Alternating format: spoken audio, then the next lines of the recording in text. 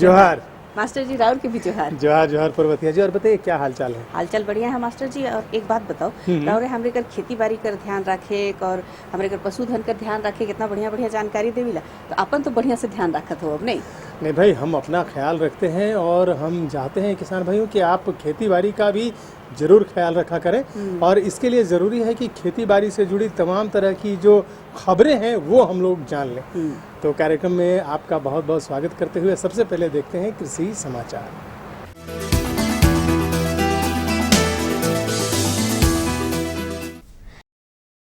नमस्कार, कृषि समाचार में आप सभी का बहुत बहुत स्वागत है। आपके साथ मैं हूं श्वेता। आइए देखते हैं आज कृषि समाचार में क्या है खास।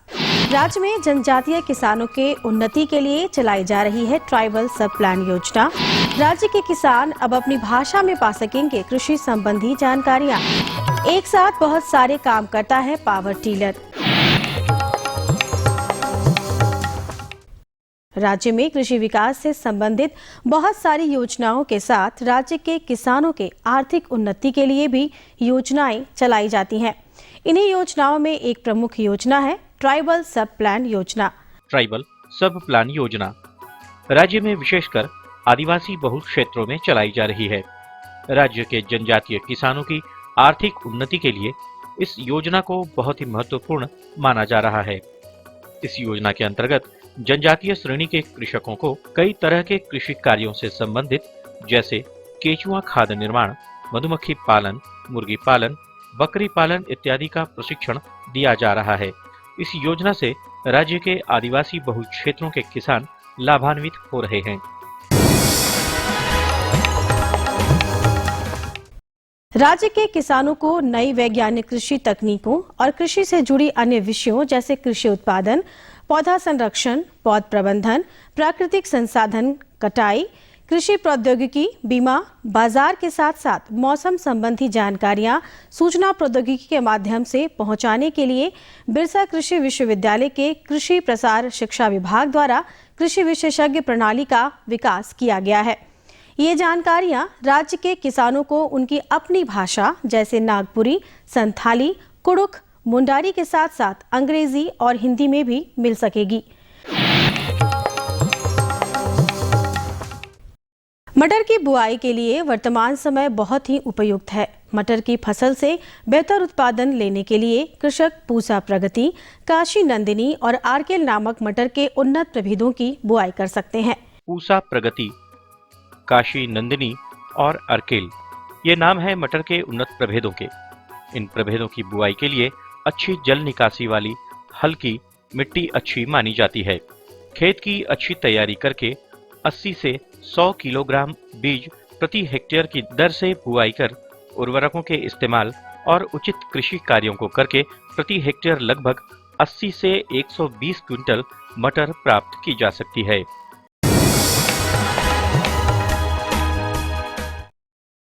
किसान भाइयों, धान की कटनी कई जगहों पर हो चुकी है और कई जगहों पर हो रही है। ऐसे में खेत में बची नमी का उपयोग हम रबी फसलों के लिए कर सकते हैं। इस समय किन फसलों का लगाना ठीक रहेगा ताकि ज्यादा से ज्यादा लाभ हो, जानते हैं कृषि वैज्ञानिक से। अभी धान कटनी स्टार्ट हो गया है और अभी इसके बाद हम लोग को रबी फसल लगाना है। तो इसके लिए क्या करें कि धान कटनी होते साथ उस खेत को खाली करें और जुताई करके रबी फसल लगा लें। वो आपके ऊपर है कि आप कौन सा फसल लेना चाहेंगे। आप गेहूं ले सकते हैं, चना ले सकते हैं, सरसों ले सकते हैं, जो भी आप ले सकते हैं। तो उसका मुख्य उद्देश्य यही है कि जो अभी नमी है उसका हम लोग भरपूर उपयोग करें।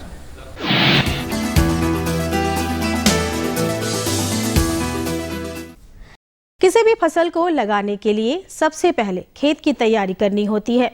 इस कार्य को आसानी से करने के लिए किसान पावर टीलर नामक उपकरण की सहायता ले सकते हैं। खेत की तैयारी में होने वाले बहुत सारे कामों को ये उपकरण तुरंत निपटा देता है। यह है पावर टीलर। खेत में ये उपकरण किसानों की बहुत तरीके से मददगार साबित होता है। इस उपकरण द्वारा खेत की जुताई, ढुलाई, ढेला फोड़ना जैसे कामों को आसानी से किया जा सकता है। पावर टीलर की मदद से एक दिन में लगभग 6 एकड़ भूमि को बुआई के लिए तैयार किया जा सकता है।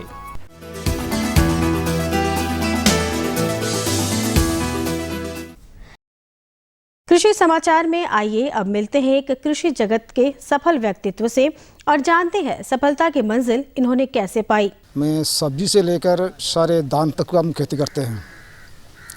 आज हमारे खेती जो पुराना ढंग से हो रहा था उस खेती से आज हम जब तकनीकी ढंग से हम कर रहे हैं उससे हमें 5 गुना मुझे पैदा हो रहा है। जैसे कि आज हमारे वैज्ञानिक तरीके को अपनाते हुए सारे सब्जी भी हम खेती कर रहे हैं, गन्ना भी खेती करते हैं, धान खेती करते हैं और मक्का भी खेती करते हैं। वो सब चीज़ में हम सालाना हमारा करीबन आय हमको करीब 1.5 लाख से 1.25 लाख की इनकम होता है। और अब एक नजर राज्य के कुछ प्रमुख शहरों के मौसम के मिजाज पर। आज राज्य के कुछ प्रमुख शहरों के तापमान इस प्रकार दर्ज किए गए। रांची अधिकतम 23 डिग्री सेल्सियस और न्यूनतम 12 डिग्री सेल्सियस। देवघर अधिकतम 24 डिग्री सेल्सियस और न्यूनतम 12 डिग्री सेल्सियस। दुमका अधिकतम 26 डिग्री सेल्सियस और न्यूनतम 14 डिग्री सेल्सियस। गोड्डा अधिकतम 26 डिग्री सेल्सियस और न्यूनतम 13 डिग्री सेल्सियस। चाईबासा अधिकतम 25 डिग्री सेल्सियस और न्यूनतम 13 डिग्री सेल्सियस। और हजारीबाग का तापमान अधिकतम 24 डिग्री सेल्सियस और न्यूनतम 12 डिग्री सेल्सियस रहा।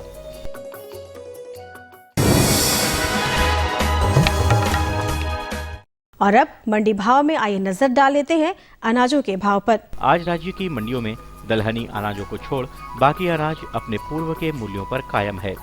दलहनी अनाजों में नरमी का रुख है। उधर सब्जी मंडियों में हरी सब्जियों में तेजी जारी है, परंतु बाजारविदों का मानना है कि आने वाले समय में सब्जियों के दाम घटेंगे। आज बिके कुछ प्रमुख अनाजों के भावों पर नजर डालें तो इस प्रकार रही। चावल मोटा न्यूनतम 1400 रुपए से लेकर अधिकतम 2200 रुपए। चावल मध्यम न्यूनतम 2100 रुपए से लेकर अधिकतम 2500 रुपए। गेहूं न्यूनतम 1400 रुपए से लेकर अधिकतम 1600 रुपए। दाल अरहर न्यूनतम 5400 रुपए से लेकर अधिकतम 7000 रुपए। दाल मसूर न्यूनतम 4300 रुपए से लेकर अधिकतम 5400 रुपए। दाल चना न्यूनतम 3200 रुपए से लेकर अधिकतम 4400 रुपए। सरसों तेल न्यूनतम 8400 रुपए से लेकर अधिकतम 9400 रुपए। आलू न्यूनतम 1800 रुपए से लेकर अधिकतम 2400 रुपए और प्याज न्यूनतम 1900 रुपए से लेकर अधिकतम 2500 रुपए प्रति क्विंटल रहा। कृषि समाचार में आज इतना ही। अगले दिन अगले अंक में फिर मुलाकात होगी कुछ ताज़ा तरीन खबरों के साथ। तब तक के लिए दीजिए इजाजत। नमस्कार, जोहार।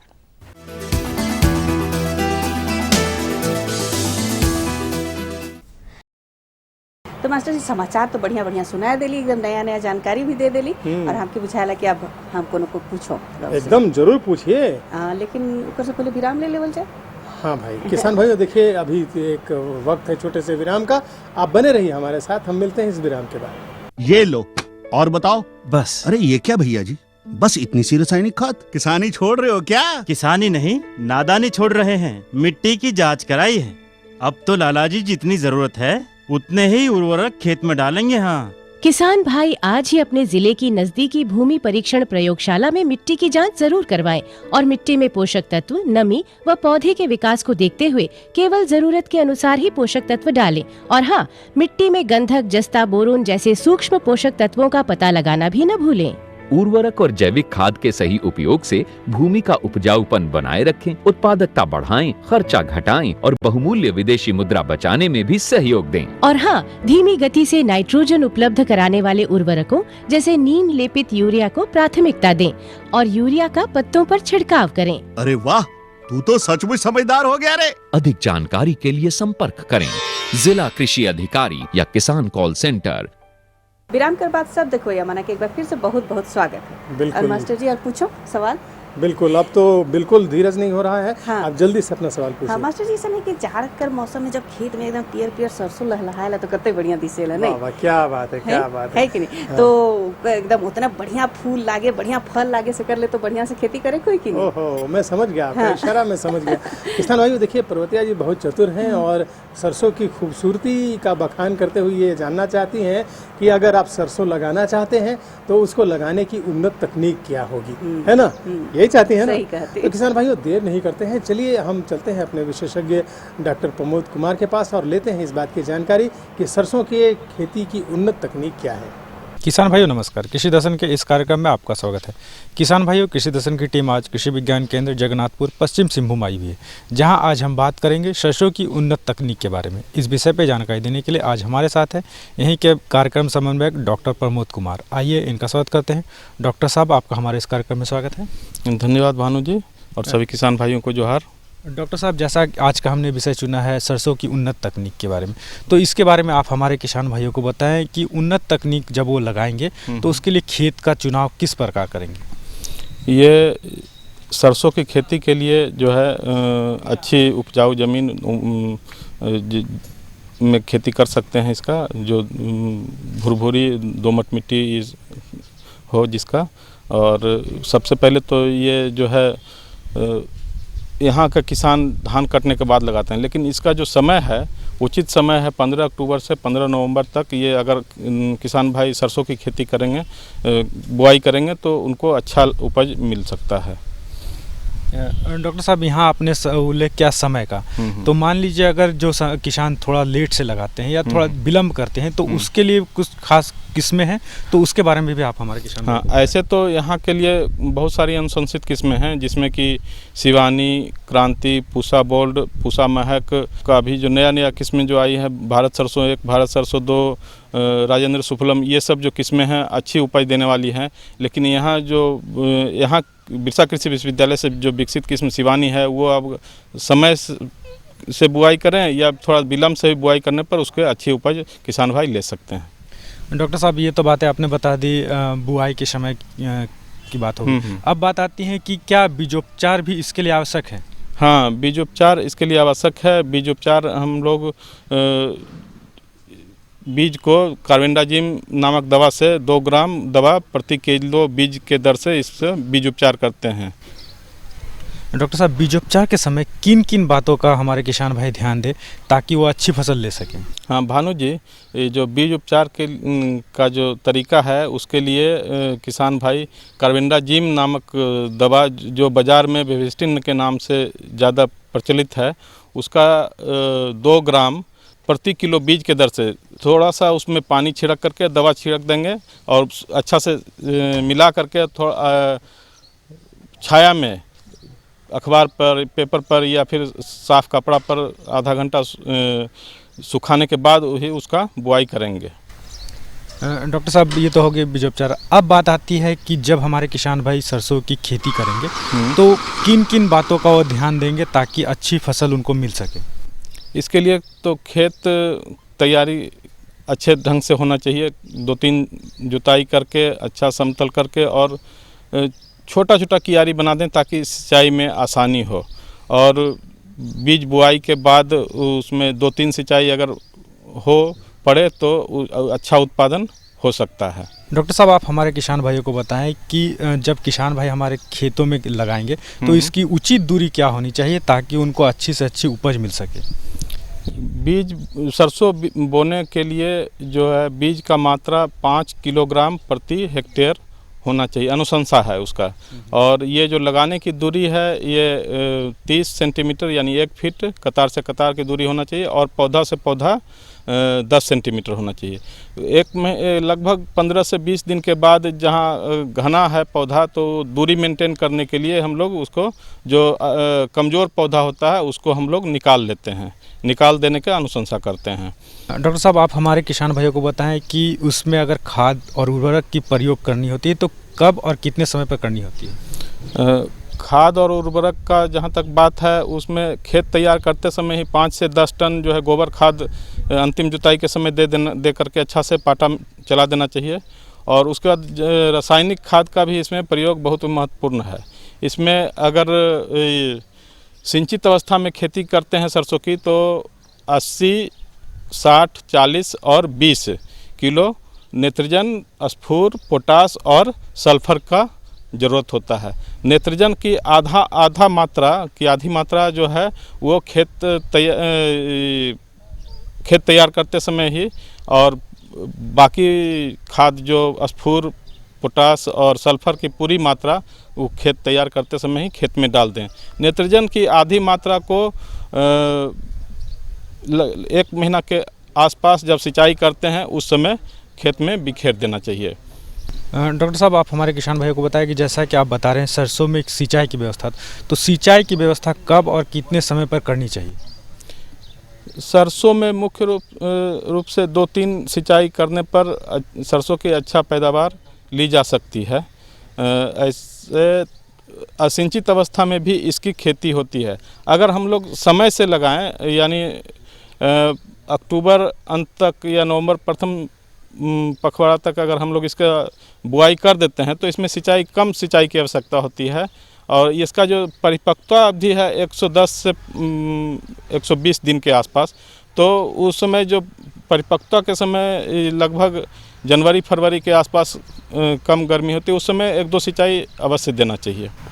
डॉक्टर साहब, चलते चलते आप हमारे किसान भाइयों को क्या और सुझाव देंगे ताकि वो सरसों की अच्छी से अच्छी फसल ले सकें? अच्छी फसल लेने के लिए तो किस्मों का अच्छा किस्म लगाएं, सही समय पर उसका खरपतवार नियंत्रण करें, सही समय पर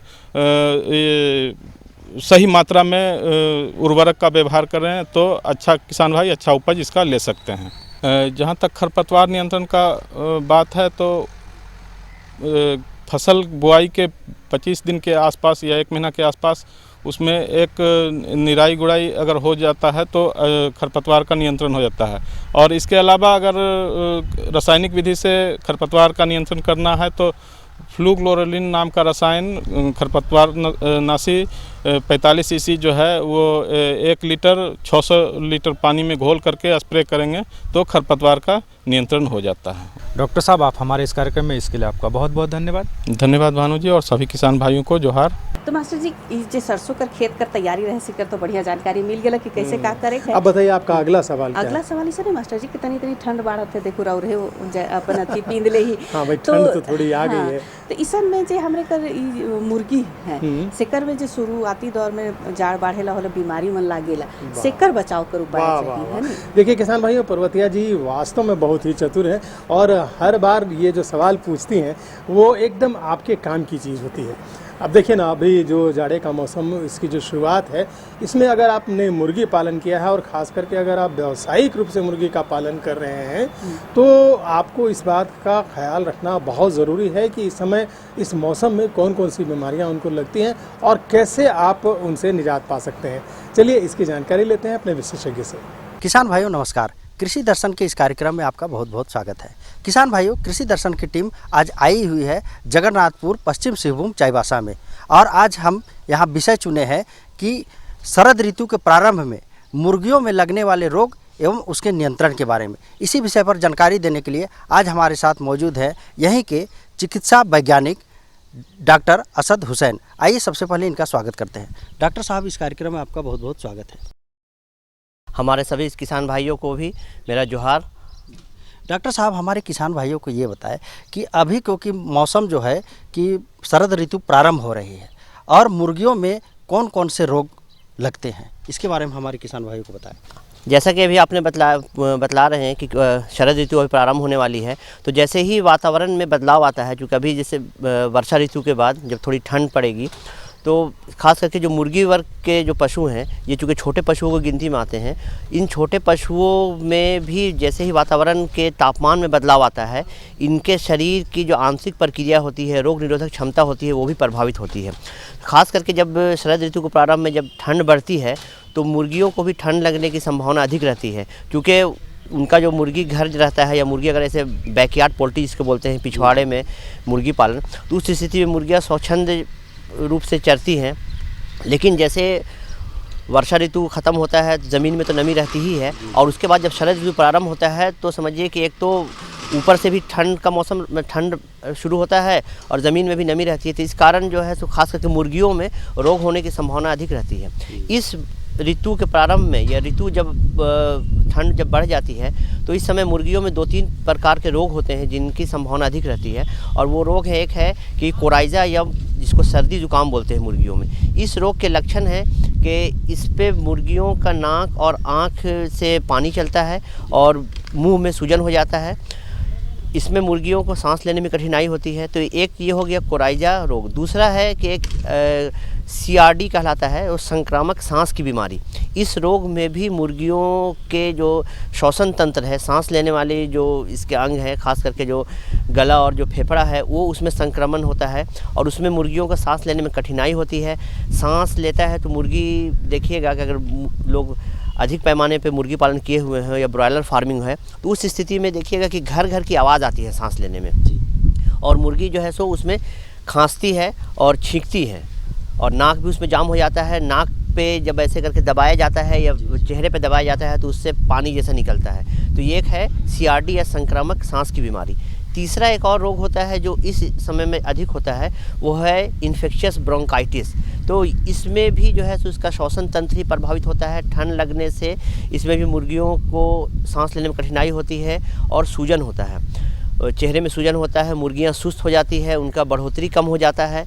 तो ये 3 रोग जो मैं बतलाया, ये मुख्य रूप से शरद ऋतु के प्रारंभ में होती है। इसके अतिरिक्त जैसे ही वातावरण में बदलाव आता है, रोग निरोधी क्षमता थोड़ा दबता है, कम होता है। रोग निरोधी क्षमता या रोग प्रतिरोधी क्षमता, जिसको हमारे कुछ किसान भाई जानते हो कि जिसको इम्यून सिस्टम ही बोला जाता है। तो इस इम्यून सिस्टम जैसे ही कमी होती है तो तुरंत जो है सो रोग होने की संभावना बढ़ जाती है। तो उसमें भी कई प्रकार के रोग होते हैं, जिसमें मुर्गियों में होने वाले जो विशेष रोग है वो रानीखेत रोग है, उसके अलावा गम्बोरो रोग है। तो ये 2-3 रोग जो है इसके अतिरिक्त भी। अब रानीखेत रोग में जैसे हमारे किसान भाई कुछ जानते होंगे कि इसमें जैसे हरा दस्त होता है, मुर्गी सुस्त पड़ जाती है, उसके गर्दन और पैर में या डैना फैला लेती है और ऐसा लगता है कि वो पैर में या गर्दन में लकवा मार दिया हो, पैर फैला करके बैठ जाती है। तो ये, और इसमें हरा दस्त होता है। दूसरा एक रोग के बारे जो मैं बतलाया कि गम्बोरो रोग, तो ये भी रोग जो है सो मुर्गियों को अगर सही समय पे टीकाकरण नहीं किया गया हो तो उस स्थिति में होता है। और इस रोग का पहचान है, गम्बोरो रोग का पहचान कि इसमें सफ़ेद दस्त होता है, वो दस्त चिपचिपा होता है। तो ये मुख्य रूप से जो 5 में रोग के बारे में बताया, इसके अतिरिक्त भी और कई रोग हैं, लेकिन मुख्य रूप से ये 5 रोग हैं। जो पहला जैसे मैं बतलाया कि कोराइजा या सर्दी जुकाम, दूसरा है गंभीर सांस की बीमारी या क्रॉनिक रिस्पायरेटरी डिजीज़, तीसरा इन्फेक्शियस ब्रोंकाइटिस, चौथा जो है रानीखेत रोग या टुनकी रोग जिसको बोलते हैं, और 5वां जो है गम्बोरो रोग। तो ये 5 रोग मुख्य रूप से सर्दी के प्रारंभ में पाए जाते हैं। अब इन रोगों का हमारे किसान भाई नियंत्रण कैसे करें, उसके बारे में हमारे किसान भाई को विशेष रूप से बताएं। जहाँ तक रोग के नियंत्रण की बात है तो हमारे किसान भाई को सबसे पहले तो ये ध्यान देना चाहिए कि अगर वो जहाँ पे भी मुर्गी अगर ब्रॉयलर मुर्गी फार्मिंग कर रहे हो तो मुर्गी पालन जिस जगह पे भी कर रहे हो वो जगह स्वच्छ होना चाहिए। अगर फार्मिंग सिस्टम में रखे हुए हो तो वो जो है सो उनका फार्म है जो थोड़ी ऊंचाई पे होना चाहिए। वहाँ से फार्म में जो है कि ऐसे तो पूर्व पश्चिम दिशा में ही फार्म के दरवाजे होने चाहिए ताकि, और खिड़कियाँ उत्तर दक्षिण दिशा में हो, और खिड़कियों में है कि खिड़कियों में जो छज्जा निकला हो कम से कम 1 फीट छज्जा निकला हो ताकि बहुत अधिक हवा उस पर नहीं पड़े और पानी का झटास, तो खैर वो वर्षा ऋतु की बात है, लेकिन फिर भी थोड़ा खिड़की में छज्जा होना चाहिए, 1 फीट तक निकला होना चाहिए। इस स्थिति में क्या है कि मुर्गियों को ठंड से बचाया जा सकता है। जैसे ही शाम हो तो मुर्गी घर के खिड़की में, अगर ब्रॉयलर फार्मिंग कर रहे हो या घर पे भी अगर किसी कमरे में पाल रहे हो और उस में खिड़कियाँ हो तो खिड़कियों में अगर पल्ला हो तो उस पल्ले को बंद कर दें, और अगर पल्ला नहीं हो तो कम से कम उसमें पर्दा डाल दें।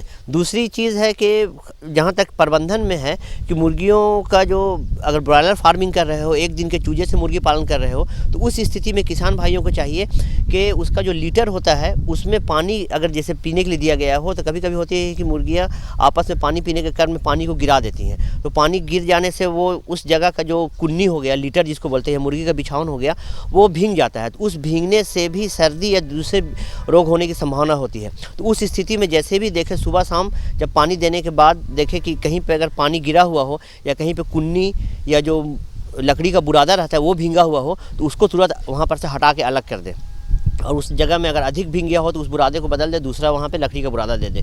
दूसरी चीज़ है कि मुर्गियों को इस मौसम में विटामिन बी कॉम्प्लेक्स और लीवर एक्सट्रैक्ट के बहुत से सिरप आते हैं, वो किसान भाइयों को मुर्गियों को दिया जाना चाहिए।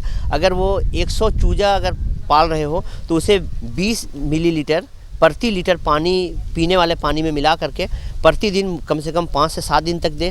दूसरी जो एक और दवा है वो विटामिन ए, डी और ई है, जो बाज़ार में विभिन्न नामों से उपलब्ध है। जैसे एक नाम है जो बहुत ही सर्वत्र उपलब्ध है, वो वाइमिनल के नाम से आती है।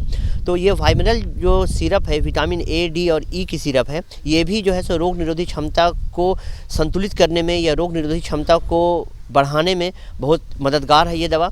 इस दवा की मात्रा, ये भी सिरप के रूप में उपलब्ध है। इस दवा की मात्रा 5 ml है 100 चूजों के लिए, जिनका आयु 15 दिन से कम हो। तो 100 चूजों के लिए 5 ml ये दवा 1 लीटर पानी में मिला दें और इसे दिन भर पीने के लिए छोड़ दें। दूसरे दिन अगर ये दवा बच भी जाए, दवा का घोल, तो उस दवा को मतलब दूसरे दिन इस्तेमाल नहीं करना चाहिए, दूसरे दिन दवा का नया घोल बनाएं। तो ये वाइमिनल जो है, अगर 15 दिन से कम आयु के चूजे हों, 100 चूजों के लिए 5 ml प्रति लीटर, और अगर उससे अधिक संख्या में हो, चूजों की आयु बढ़ गई हो, 15 दिन से अधिक हो, क्योंकि जो ब्रॉयलर फार्मिंग होती है वो 1.5 महीना अर्थात 5 से 6 सप्ताह में उसे बेच दिया जाता है। किसान भाई को बेच देना चाहिए जब तक उसका शरीर का वजन 1.5 से 2 kg हो जाए, 1 से 1.25 kg या 1.5 kg हो जाए, उस स्थिति में बेचना चाहिए। साथ ही साथ कोई एंटीबायोटिक दवा भी 3 से 5 दिन देना चाहिए। किसान भाइयों के लिए सबसे जो सरल और सस्ता एंटीबायोटिक है जो उपलब्ध है वो बाज़ार में, उसका नाम है ऑक्सीटेट्रासाइक्लिन पाउडर है। तो ये पाउडर जो है सो 1 ग्राम प्रति लीटर पानी में मिला के 3 से 5 दिन तक दे। अगर ये दवा उपलब्ध नहीं हो तो इससे एक हायर एंटीबायोटिक है, वो लिक्सेन पाउडर के नाम से आता है, जिसकी मात्रा रोग से बचाव के लिए आधा ग्राम दवा 1 लीटर पानी में मिला के 3 से 5 दिन तक दे। तो इससे भी रोग होने की संभावना कम होगी। और बाकी खान पान में सुधार दे, मुर्गी घर को साफ रखे, तो इससे रोग होने की संभावना। और साथ साथ हाँ, एक चीज़ और है कि वो टीकाकरण करवा ले। अगर टीकाकरण नहीं करवाए हो तो कम से कम इन्फेक्शियस ब्रोंकाइटिस का टीका है 21 से 24 दिन की आयु में किया जाता है। रानीखेत का जो प्रथम टीका है 6 से 7 दिन की आयु में, उसका दूसरा टीका है 28वें दिन की आयु में किया जाता है। गंबोरो का टीका जो मैं बतलाया रोग, उसका टीकाकरण है 14 से 15 दिन की आयु में किया जाता है। ये सब टीकाकरण करवा करके भी मुर्गी को रोग से बचाया जा सकता है। तो किसान भाइयों, आपने देखा हमारे डॉक्टर साहब ने शरद ऋतु के प्रारंभ में मुर्गियों में रोग एवं उसके नियंत्रण के बारे में आपको इतनी अच्छी जानकारी दी। इनके जानकारियों के आधार पर आप मुर्गियों की देखभाल करेंगे तो आपकी मुर्गियां अच्छी रहेगी। डॉक्टर साहब, इस कार्यक्रम में आकर के हमारे किसान भाइयों को इतनी अच्छी जानकारी दी, इसके लिए बहुत बहुत धन्यवाद। धन्यवाद, और किसान भाइयों को भी धन्यवाद। तो मास्टर जी, ये जानकारी तो बड़ा बढ़िया रहा। हमारे विशेषज्ञ डॉक्टर असद हुसैन हाँ बड़ा बढ़िया से बता दिले। बाकी एगो चीज और जाने खोजत रही कि अगर मान लो बत्तख पालन करे है और मछली पोसे है, तो उकर बारे में भी जानकारी। क्या बात है। देखिए, इसकी जानकारी हम आपको जरूर देना चाहेंगे, लेकिन किसान भाइयों अब पर्वतिया जी के साथ साथ आपको भी इसके लिए करना पड़ेगा हमारी अगली कड़ी का इंतजार, क्योंकि अब वक्त समाप्त हो चला है। तो पर्वतिया जी, अब हम लोगों को इजाज़त लेने की बारी है ना जी? हाँ, तो हमारे करी कार्यक्रम के बढ़िया से बढ़िया बनाए ले जरूरी है कि रौरे अपन बात, अपन सुझाव, अपन समस्या के लिख भेजू। और अगर रौरे लिखे खोजती तो हमारे कर पता है कार्यक्रम कृषि दर्शन, कृषि प्रकोष्ठ द्वारा निदेशक, दूरदर्शन केंद्र, रातू रोड, रांची, पिन संख्या 834001। तो इसी पते पर आपके ख़तों का हमें रहेगा बेसब्री से इंतज़ार। लेकिन हमारी टीम को आज अब यहीं दीजिए इजाज़त। जोहार।